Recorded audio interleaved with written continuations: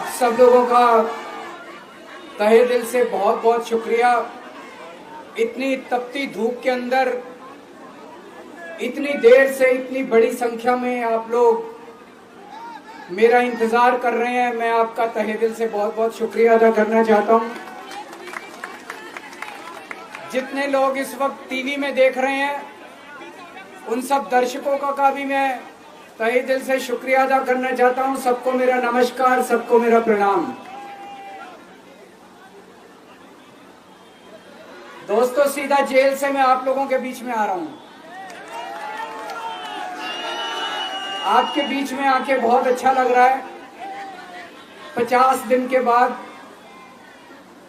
अभी अभी मैं, मेरी पत्नी, भगवंत मान साहब, हम लोग कनॉट प्लेस में हनुमान मंदिर में गए थे। हनुमान जी का आशीर्वाद लिया, उनके दर्शन किए। फिर शिव जी के मंदिर गए, शनि जी महाराज के पास गए, उनका सबका आशीर्वाद लिया। बजरंग बली की खूब कृपा है हमारे ऊपर, हमारी पार्टी के ऊपर, देशवासियों के ऊपर। उन्हीं की कृपा से आज अचानक मैं आप लोगों के बीच में हूं। नहीं तो किसी को उम्मीद नहीं थी कि चुनाव के बीच में मैं जेल से बाहर आ जाऊंगा, लेकिन ऊपर बजरंग बली की कृपा है, हनुमान जी की कृपा है हम लोगों के ऊपर, और चमत्कार हुआ और आज मैं आप लोगों के बीच में हूं। दोस्तों,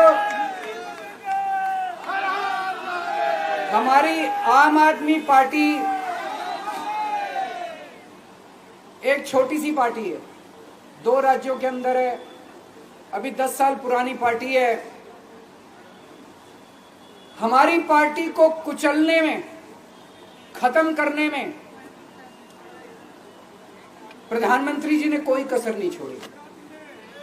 एक साथ हमारी पार्टी के 4 टॉप के नेता जेल भेज दिए एक साथ। अरविंद केजरीवाल, मनीष सिसोदिया, संजय सिंह, सतिंदर जैन। बड़ी बड़ी पार्टियों के अगर 4 टॉप के नेता जेल चले जाएं, पार्टी खत्म हो जाती है। आम आदमी पार्टी के 4 टॉप के नेता इन्होंने जेल भेज दिया। उन्होंने सोचा कि पार्टी खत्म हो जाएगी, लेकिन ये पार्टी नहीं है, ये एक सोच है। जितना ये खत्म करना चाहते हैं उतना ये बढ़ती जाती है, उतना ये बढ़ती जाती है। ये क्रश करना चाहते हैं प्रधानमंत्री जी आम आदमी पार्टी को। जो लोग मोदी जी से मिलने जाते हैं, वो कई लोग हमें भी जानते हैं, वो बाहर आके हमें बताते हैं कि आपके बारे में सबसे पहले मोदी जी से जो भी मिलने जाता है, सबसे पहले वो केजरीवाल की और आम आदमी पार्टी की 10 से 15 मिनट बात करते हैं। उनको कहते हैं कि आने वाले समय के अंदर आम आदमी पार्टी ही देश को भविष्य देने वाली है। वो खुद भी मानते हैं। इसीलिए वो चाहते हैं कि आज ही आम आदमी पार्टी को बढ़ने से रोका जाए, इनको कुचल दिया जाए। ये तानाशाही है। अगर उनको लगता है कि आम आदमी पार्टी आने वाले समय में बीजेपी को चैलेंज देने वाली है, आप अच्छे काम करो, आप देश को भविष्य। एक और प्लीज। इन्होंने आम आदमी पार्टी को कुचलने में कोई कसर नहीं छोड़ी। छोटे से लोग हैं हम लोग, छोटी सी पार्टी है। 75 साल के अंदर इस कदर किसी पार्टी को और उसके नेताओं को प्रताड़ित नहीं किया गया जिस तरह से प्रधानमंत्री मोदी जी ने आम आदमी पार्टी को प्रताड़ित करने की कोशिश की है। मेरे को इन्होंने जेल भेज दिया। प्रधानमंत्री जी कह रहे हैं मैं भ्रष्टाचार से लड़ रहा हूं। देश के सबसे बड़े चोर, उचक्के और डकैतों को उन्होंने अपनी पार्टी में शामिल कर लिया। जिन लोगों को 10 दिन पहले मोदी जी कहते थे 70,000 करोड़ का इसने घोटाला कर दिया, थोड़े दिन के बाद उसी आदमी को अपनी पार्टी में शामिल करके किसी को डिप्टी सीएम बना देते हैं, किसी को मंत्री बना देते हैं और उनके सारे ईडी और सीबीआई के मामले खत्म कर देते हैं और कहते हैं मैं भ्रष्टाचार से लड़ रहा हूं। मैं मोदी जी को कहना चाहता हूं, भ्रष्टाचार से अगर लड़ाई लड़नी है तो केजरीवाल से सीखो। प्रधानमंत्री जी, भ्रष्टाचार के खिलाफ लड़ाई केजरीवाल ने लड़ी है। 2015 में जब दिल्ली में हमारी सरकार बनी थी, हमारे एक मंत्री का एक ऑडियो मेरे पास किसी ने व्हाट्सएप कर दिया। उस ऑडियो में मेरा मंत्री किसी दुकान वाले से 5 लाख रुपए मांग रहा था। किसी मीडिया वाले को नहीं पता था, विपक्ष को नहीं पता था। आप लोगों को याद होगा, मैंने अपने खुद मंत्री को सीबीआई के हवाले कर दिया, जेल भेज दिया था अपने मंत्री को। ये होती है भ्रष्टाचार के खिलाफ लड़ाई। पंजाब के अंदर मेरा एक मंत्री भ्रष्टाचार में, मेरे को पता चला कि वो पैसे मांग रहा है। वहां पे मान साहब ने उसको, किसी को भी, विपक्ष को नहीं पता था, मीडिया को नहीं पता था, हमने अपने मंत्री को उठा के जेल में भेज दिया। तुम देश के सारे चोर उचक्के डकैतों को अपनी पार्टी में शामिल कर लो और केजरीवाल को जेल भेज दो और कहो मैं भ्रष्टाचार के खिलाफ लड़ रहा हूं। तो आप भ्रष्टाचार के खिलाफ नहीं लड़ रहे प्रधानमंत्री जी। आप देशवासियों को बेवकूफ मत समझो। देश बच्चे बच्चे की जुबान के ऊपर हो रहा है कि सारे चोर चक्कों को अपनी पार्टी में शामिल करके और ईडी और सीबीआई के सारे केस उनके रफा दफा कर दो। केजरीवाल को क्यों गिरफ्तार किया? केजरीवाल को गिरफ्तार करके उन्होंने एक मैसेज दिया है सारे देश को कि अगर मैं केजरीवाल को गिरफ्तार कर सकता हूं तो किसी को भी गिरफ्तार कर सकता हूं। कोई केस नहीं होगा, कोई मामला नहीं होगा, तब भी मैं तुमको गिरफ्तार कर सकता हूं। एक बेहद खतरनाक मिशन चालू किया हुआ है प्रधानमंत्री जी ने, बहुत ही खतरनाक। देशवासियों को यह समझने की, अब जब मैं बोलने जा रहा हूं, समझने की जरूरत है। उस मिशन का नाम है वन नेशन वन लीडर। देश के सारे नेताओं को खत्म करना चाहते हैं मोदी जी, और इसको 2 स्तर के ऊपर इस मिशन को चला रहे हैं। जितने विपक्ष के नेता हैं उनको जेल भेजेंगे और जितने बीजेपी के नेता हैं उनको सबको निपटा देंगे, उनकी राजनीति खत्म करते जाएंगे, उनको सबको निपटाते जाएंगे। विपक्ष के अंदर आज इन्होंने मनीष सिसोदिया को जेल भेज दिया, संजय सिंह को जेल भेज दिया, सत्येंद्र जैन को जेल भेज दिया, केजरीवाल को जेल भेज दिया, हेमंत सोरेन को जेल भेज दिया, ममता दीदी के कई मंत्रियों को जेल भेज दिया, स्टालिन के कई मंत्रियों को जेल भेज दिया, केरला के सीएम के पीछे पड़े हैं। अगर ये चुनाव जीत गए, मेरे से लिखवा लो एफिडेविट के ऊपर, थोड़े दिन के बाद ममता दीदी जेल में होंगी, तेजस्वी यादव जेल में होगा, स्टालिन साहब जेल के अंदर होंगे, पिनरई विजयन जेल के अंदर होंगे, उद्धव ठाकरे जेल के अंदर होंगे, जितने विपक्ष के नेता ये सारे जेल के अंदर होंगे। अगर ये चुनाव जीत गए, इन्होंने बीजेपी का एक नेता नहीं छोड़ा। आडवाणी जी की राजनीति खत्म कर दी इन्होंने, मुरली मनोहर जोशी की राजनीति खत्म कर दी, सुमित्रा महाजन की, शिवराज सिंह चौहान जिसने मध्य प्रदेश का चुनाव जीत के दिया इन लोगों ने, शिवराज सिंह चौहान ने उसको मुख्यमंत्री नहीं बनाया, उसकी राजनीति खत्म कर दी। वसुंधरा राजे की राजनीति खत्म कर दी इन्होंने, खट्टर साहब की राजनीति खत्म कर दी, डॉक्टर रमन सिंह की राजनीति खत्म कर दी। अब अगला किसका नंबर है? योगी आदित्यनाथ। अगर ये चुनाव जीत गए, मेरे से लिखवा लो, 2 महीने के अंदर उत्तर प्रदेश का मुख्यमंत्री बदल देंगे। योगी आदित्यनाथ की राजनीति खत्म करेंगे, उनको भी निपटा देंगे। यही तानाशाही है दोस्तों। वन नेशन वन लीडर ये चाहते हैं, एक ही तानाशाह इस देश के अंदर बचेगा, एक ही तानाशाह इस देश के अंदर बचेगा। हमारा देश बहुत महान है, 4000 5000 साल पुराना हमारा देश है। इसके पहले पिछले 4000 साल में कई मौके आए जब इस देश के ऊपर तानाशाहों ने कब्जा करने की कोशिश की, लेकिन हमारे देश के लोगों ने उन तानाशाहों का तख्ता उखाड़ के फेंक दिया।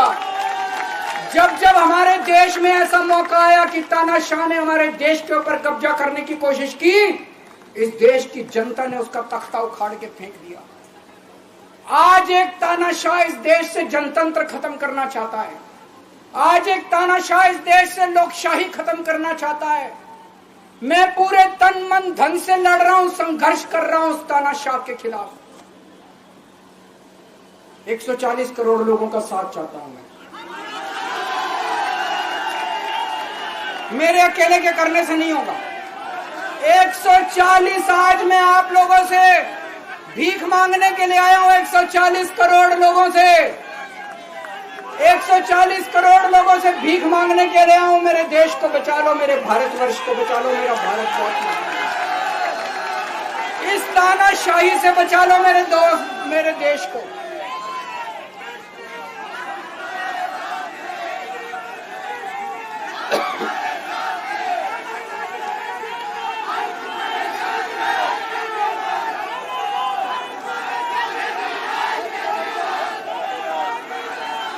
मैं सुप्रीम कोर्ट का बहुत बहुत शुक्रिया अदा करना चाहता हूं। उन्होंने 21 दिन दिए हैं, एक एक दिन में 24 घंटे हैं। मैं एक दिन में 24 में से 36 घंटे काम करूंगा, पूरे देश भर में घूमूंगा इस तानाशाही को रोकने के लिए। दोस्तों, जितनी मेरे अंदर ताकत है, मेरा सब कुछ कुर्बान है देश के लिए। मेरा तन मन धन सब कुछ कुर्बान है मेरे देश के लिए। मेरे खून का एक एक कतरा मेरे देश के लिए, मेरे शरीर का एक एक कतरा, मेरी जिंदगी का एक एक पल मेरे देश के लिए। मेरे देश को बचाने के लिए मैं पूरे देश में जाऊंगा। दोस्तों, अब एक बहुत महत्वपूर्ण बात करने जा रहा हूं, उसको ध्यान से सुनना। ये लोग इंडिया गठबंधन से पूछते हैं आपका प्रधानमंत्री कौन होगा। मैं बीजेपी से पूछता हूं आपका प्रधानमंत्री कौन होगा। आप लोग सोच रहे होंगे केजरीवाल क्या बात कर रहा है, मोदी जी होंगे। नहीं, मोदी जी अगले साल 17 सितंबर को 75 साल के हो रहे हैं। बीजेपी के अंदर मोदी जी ने 2014 में मोदी जी ने खुद ने रूल बनाया था कि बीजेपी के अंदर जो भी 75 साल का होगा उसको रिटायर कर दिया जाएगा। सबसे पहले आडवाणी जी को रिटायर किया गया, उसके बाद मुरली मनोहर जोशी जी को रिटायर किया गया, फिर सुमित्रा महाजन को रिटायर किया गया, फिर यशवंत सिन्हा को रिटायर किया गया। अब मोदी जी अगले साल 17 सितंबर को रिटायर होने वाले हैं। तो मैं बीजेपी से पूछना चाहता हूं आपका प्रधानमंत्री का दावेदार कौन है। दोस्तों, अगले साल 17 सितंबर तक अगर इनकी सरकार बनी, तो उस पर भी आऊंगा मैं। अगर इनकी सरकार बनी तो पहले अगले 2 महीने में योगी जी को निपटाएंगे ये, और उसके बाद मोदी जी के सबसे खास अमित शाह को ये प्रधानमंत्री बनाएंगे। तो मैं लोगों को, देश के लोगों को आगाह करना चाहता हूं, मोदी जी अपने लिए वोट नहीं मांग रहे। मोदी जी अमित शाह को प्रधानमंत्री बनाने के लिए वोट मांग रहे हैं। मैं पूछना चाहता हूं मोदी जी से और अमित शाह जी से, ये मोदी की गारंटी पूरी कौन करेगा? क्या अमित शाह मोदी की गारंटी पूरी करेंगे? जब आप अगर जो वैसे तो मेरे को लगता है, मैं भी आऊंगा उसके ऊपर, मुझे नहीं लगता इनकी सरकार बन रही है, लेकिन जो बीजेपी को वोट देने जाएं वो ये सोच के जाना कि आप मोदी जी के नाम पे वोट नहीं दे रहे, आप अमित शाह के नाम पे वोट दे रहे।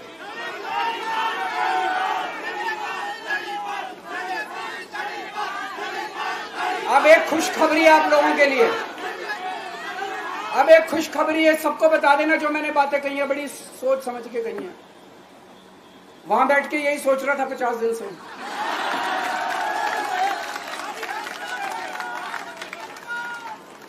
दोस्तों, पूरे देश के मेरे को बाहर निकले हुए 20 घंटे हो गए। इन 20 घंटों के अंदर भी मैंने रात भर में जनता से बात कर रहा था, लोगों से फोन कर रहा था।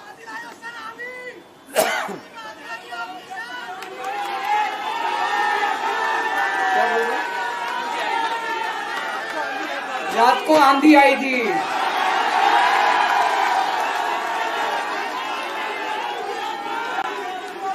पिछले 20 घंटे में मैंने जो बातचीत करी है, कई बड़े बड़े एक्सपर्ट से बात की, चुनाव विश्लेषकों से बात की, सेफोलॉजिस्ट से बात की, जनता से बात की, फोन पे लोगों से। मेरा अपना आकलन है कि 4 जून के बाद इनकी सरकार नहीं बन रही, मोदी सरकार नहीं बन रही। दोस्तों, अगर मैं गलत हूं तो मेरे को बताना। हरियाणा में इनकी सीट कम हो रही है, राजस्थान में कम हो रही है, कर्नाटक में कम हो रही है, दिल्ली में कम हो रही है, बिहार में कम हो रही है, महाराष्ट्र में कम हो रही है, कर्नाटक में कम हो रही है, बंगाल में कम हो रही है, झारखंड में कम हो रही है। बढ़ कहां रही है? यूपी में कम हो रही है, बढ़ कहां रही है? बढ़ एक भी जगह इनकी सीटें नहीं बढ़ रही हैं। मेरा अपना मानना है, और सट्टा बाजार में भी जो चल रहा है, इनकी 220 से 230 के बीच में सीट आ रही है, उससे ज्यादा सीट नहीं आ रही। मोदी सरकार नहीं बन रही है, केंद्र में इंडिया गठबंधन की सरकार बन रही है। आम आदमी पार्टी उस सरकार का हिस्सा होगी। दिल्ली को पूर्ण राज्य दिलाएंगे। दिल्ली का एलजी लोगों का एलजी होगा, दिल्ली का एलजी दिल्ली वालों का एलजी होगा। गुजरात से आया हुआ है अभी। दिल्ली के लोगों का एलजी होगा, दिल्ली के लोगों का विकास होगा। एक और पॉइंट है, जब मैं जेल के अंदर था तो कुछ लोगों ने यह मुद्दा उठाया, केजरीवाल सीएम पद से इस्तीफा क्यों नहीं देता। दोस्तों, केजरीवाल को कभी किसी पद का लालच नहीं हुआ। मैं आप मंत्री, मुख्यमंत्री, प्रधानमंत्री ये सब बनने नहीं आया। इनकम टैक्स में कमिश्नर की नौकरी करता था।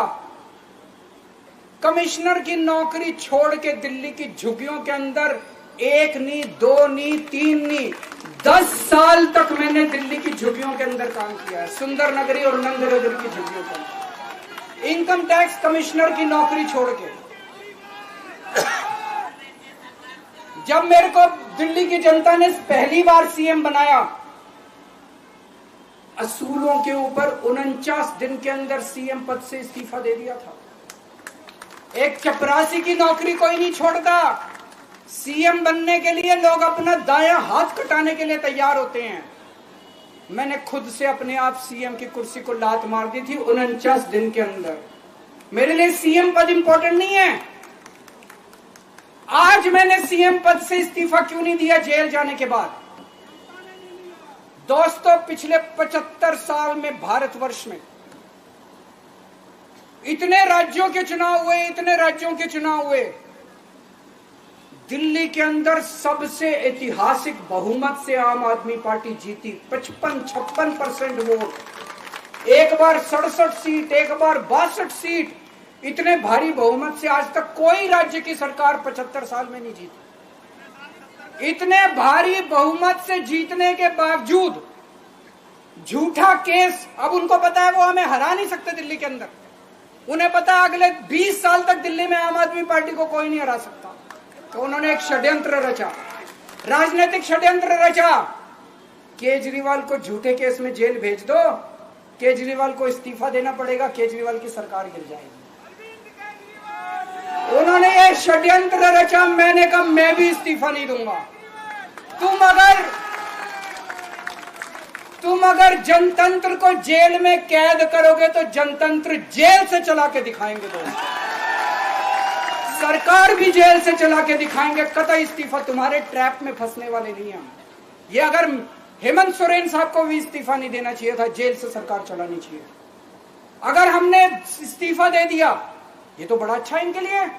जिस राज्य के अंदर ये चुनाव हारेंगे उसके मुख्यमंत्री को पकड़ के जेल में डाल दो, सरकार गिरा दो। उसके मुख्यमंत्री को पकड़ के जेल में डाल दो, सरकार। आज मैं अगर दिल्ली की जेल के अंदर रह के दिल्ली की जेल से इस्तीफा नहीं दे रहा, वो इस तानाशाही के खिलाफ संघर्ष कर रहा हूं, इसको समझ लेना। केजरीवाल को किसी पद का लालच नहीं है। सीएम तो 100 सीएम की कुर्सी देश के नाम कुर्बान है।